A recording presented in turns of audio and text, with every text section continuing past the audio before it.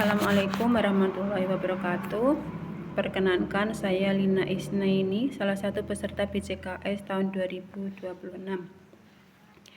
Pada kesempatan ini kami akan memaparkan analisis 9 langkah pengambilan keputusan untuk kasus 4. Adapun kasusnya seperti ini. Di perpustakaan sekolah, Rara sedang bertugas sebagai petugas piket kebersihan kelas. Saat sedang merapikan meja, ia menemukan sebuah dompet berisi uang di bawah kursi. Tanpa pikir panjang, Rara mengambil dompet tersebut dan menyimpannya di tasnya. Menganggap itu adalah rezeki nomplok karena tidak ada orang lain yang melihat. Beberapa saat kemudian, terdengar pengumuman dari Bu Sri, guru pustakawan, bahwa Nina, salah satu siswa kelas lain, kehilangan dompetnya saat membaca buku di perpustakaan. Tari, yang kebetulan berada di perpustakaan sejak awal, melihat jelas saat Rara mengambil dompet tersebut dan memasukkannya ke tas. Kini Tari menghadapi dilema. Di satu sisi, ia tahu bahwa dompet itu milik Nina dan kejujuran adalah nilai yang harus ditegakkan. Di sisi lain, Rara adalah sahabat dekatnya yang sering menolongnya dalam mengerjakan tugas dan berbagi bekal setiap hari. Jika Tari melaporkan hal tersebut atau menegur Rara, besar kemungkinan hubungan mereka akan rusak dan Rara tidak akan bersikap baik lagi padanya. 9 langkah pengambilan keputusan, kami akan menjawab pertanyaan yang ada. Yang pertama, apa saja nilai-nilai yang saling bertentangan dalam kasus 4? Jawabannya adalah nilai kejujuran, kebenaran, melawan kesetiaan, dan kepedulian. Siapa saja yang terlibat dalam situasi pada kasus 4? Yang terlibat adalah Tari, Rara, Nina, dan Bu Sri. Fakta-fakta apa saja yang relevan dengan situasi pada kasus 4? Fakta yang relevan adalah Rara menemukan dompet berisi uang di bawah kursi saat piket kebersihan di perpustakaan sekolah. Rara sengaja memasukkan dompet tersebut ke dalam tasnya dengan niat memiliki karena mengira tidak ada yang melihat. Bu Sri menyiarkan pengumuman resmi mengenai hilangnya dompet milik Nina di perpustakaan. Tari menyaksikan secara langsung dan jelas seluruh tindakan Rara mengambil dompet tersebut. Rara adalah sahabat karib Tari yang sangat berjasa dalam hidupnya dan sering membantunya untuk berbagi bekal. Tari takut hubungan persahabatannya rusak jika ia melaporkan atau menegur Rara.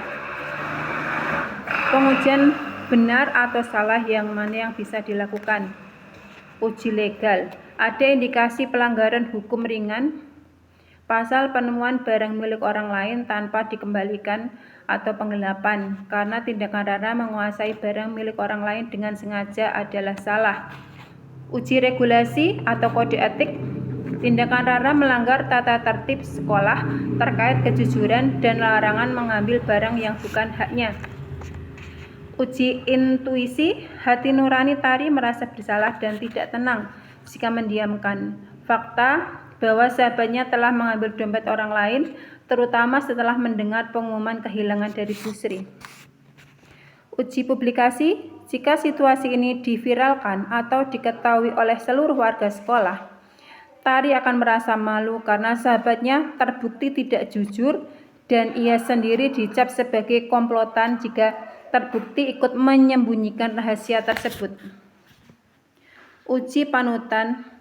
Guru atau sosok panutan yang bijaksana pasti akan menasihati Tari untuk mengembalikan dompet itu kepada pemiliknya demi kebaikan bersama dan masa depan moral Rara sendiri. Selanjutnya, langkah kelima, pengujian paradigma benar lawan benar yang mana yang bisa dilakukan. Jawabannya, Paradigma yang terjadi pada situasi ini adalah kebenaran lawan kesetiaan. Tari dihadapkan pada pilihan untuk menyuarakan kebenarannya atau memilih setia menyembunyikan kesalahan demi mempertahankan persahabatan dengan Rara. 6. Prinsip resolusi yang mana yang bisa dilakukan. Prinsip resolusi yang paling tepat digunakan adalah berpikir berbasis rasa peduli, care-based thinking. Melalui pendekatan ini, Tari memosisikan dirinya pada pihak ia peduli pada Nina yang panik kehilangan dompetnya, sekaligus peduli pada masa depan karakter Rara agar tidak terbiasa mengambil jalan yang salah. Tindakan ini didasari atas rasa kasih sayang demi kebaikan jangka panjang untuk semua pihak. Langkah ketujuh adalah, adakah opsi lain yang lebih kreatif, adil, dan bijaksana yang bisa dilakukan? Investigasi opsi trilema. Ya, ada opsi jalan tengah atau opsi trilema yang bisa dilakukan sebelum melangkah ke tindakan ekstrim, yaitu melaporkan ke guru atau diam saja. Langkah persuasif 4 mata. Tari tidak langsung melaporkan Rara ke Bu Sri untuk menjaga harga diri Rara. Sebaliknya, Tari mengajak Rara bicara berdua secara pribadi. Tari bisa berkata dengan lembut, "Rara, tadi aku lihat kamu menemukan dompet di bawah kursi. Kasihan Nina, tadi Bu Sri sudah mengumumkan dia kehilangan dompetnya." Selanjutnya, strategi ini memberikan jalan keluar yang aman atau safe exit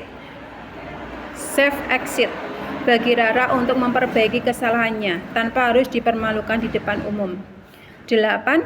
Apa keputusan akhir yang Bapak Ibu ambil sesuai dengan analisis kasus 4? Keputusan akhir yang diambil sebagai posisi saya adalah Tari melakukan pendekatan persuasif 4 mata terlebih dahulu untuk membujuk Rara mengembalikan dompet tersebut bersama-sama ke Bu Sri. Namun, jika telah dibujuk secara baik-baik, Rara tidak mau dan bersikeras menolak dan ingin menyimpan dompet tersebut, maka demi nilai keadilan dan pembentukan karakter Rara, saya akan melaporkan penemuan tersebut secara konfidensial atau rahasia kepada Bu Sri atau wali kelas dengan meminta agar identitas saya sebagai pelapor dirahasiakan demi keamanan hubungan pertemanan. Langkah yang terakhir yaitu pelajaran apa yang Bapak Ibu dapatkan dari pengambilan keputusan ini dan bagaimana pelajaran tersebut dapat memperbaiki pengambilan keputusan Bapak Ibu di kemudian hari. Pelajaran yang didapat adalah menjadi sahabat yang baik bukan berarti harus mendukung atau menyembunyikan kesalahan sahabat kita. Menyelamatkan sahabat dari perilaku tidak jujur adalah bentuk kesetiaan tertinggi yang sesungguhnya. Selain itu, sebuah dilema tidak terlalu harus diselesaikan dengan dua pilihan kaku,